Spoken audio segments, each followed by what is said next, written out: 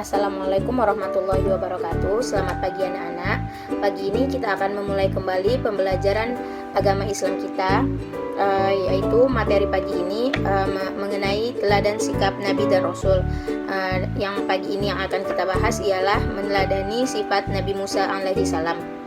Sebelum kita memulai pembelajaran, ada baiknya kita membaca doa sebelum belajar. Bismillahirrahmanirrahim. Raditu billahi rabbah wa bil islami dina wa bi muhammadin nabiyya wa rasulah.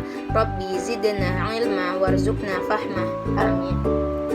Baiklah, langsung saja kita masuki pembelajaran kita, yaitu kisah teladan Nabi Musa alaihi salam.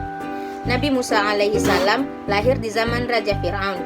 Di masa itu, Fir'aun memerintahkan setiap bayi laki-laki yang lahir harus dibunuh karena berdasarkan mimpinya. Menurut ahli nujumnya, mimpi Raja Fir'aun menandakan akan lahir seorang bayi laki-laki dari Bani Israel yang kelak akan membinasakan kekuasaannya. Raja Fir'aun terkenal sombong dan mengaku dirinya sebagai Tuhan.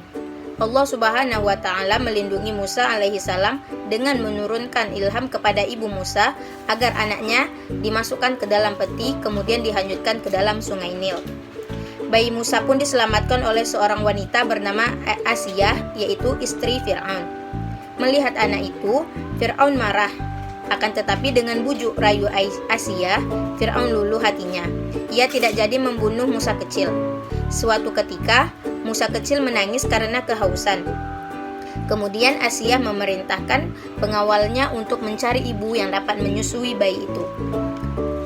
Namun setiap kali ada wanita yang hendak memberinya susu, bayi Musa alaihi salam tidak mau. Ia tetap menangis. Hingga akhirnya datanglah seorang wanita bernama Yukabat. Wanita ini menggendong dan menyusuinya. Seketika itu juga Nabi Musa terdiam dan berhenti menangis sampai tertidur nyenyak. Mereka tidak mengetahui ternyata Yukabat ialah ibu Nabi Musa. Sifat-sifat Nabi Musa yang dapat kita teladani yang pertama ialah Nabi Musa alaihi salam suka menolong. Suatu ketika, seorang laki-laki bergegas datang kepada Nabi Musa alaihi salam dan berkata, "Hai Musa, sesungguhnya pembesar sedang berunding untuk membunuhmu.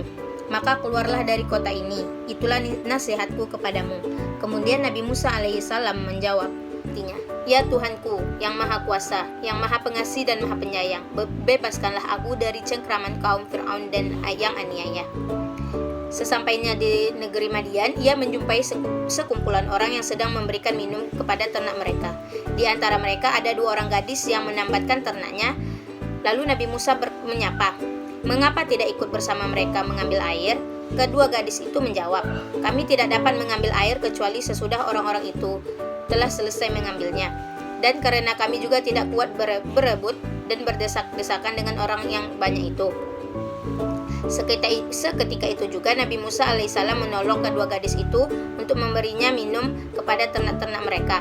Setelah menolong, Musa alaihissalam berteduh di bawah pohon seraya berdoa, "Ya Tuhanku, sesungguhnya aku membutuhkan kebaikan yang Engkau turunkan kepadaku." Kedua gadis yang ditolong Musa alaihissalam pun pulang ke rumahnya dan menceritakan kepada ayah mereka bahwa mereka telah ditolong oleh seseorang yang baik hati.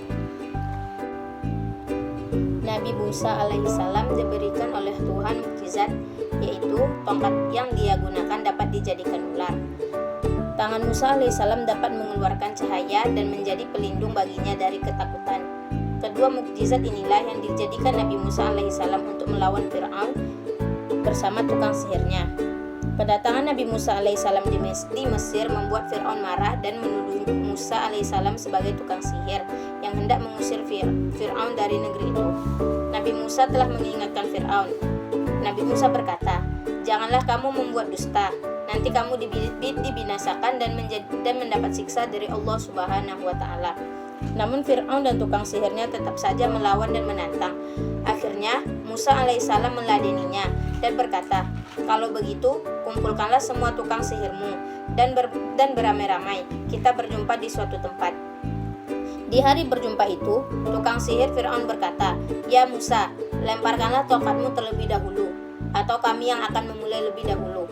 Lalu Nabi Musa menjawab, "Kamulah lebih dahulu." Lalu tukang sihir Fir'aun melemparkan tali-tali dan tongkatnya yang kemudian berubah menjadi ular-ular. Lalu Nabi Musa pun melemparkan tongkatnya dan memakan semua ular yang diberikan oleh penyihir Fir'aun tersebut.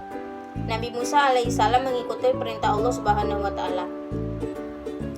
Karena melihat tukang sihir tersebut telah beriman kemudian setelah melihat kejadian itu, tukang sihir Fir'aun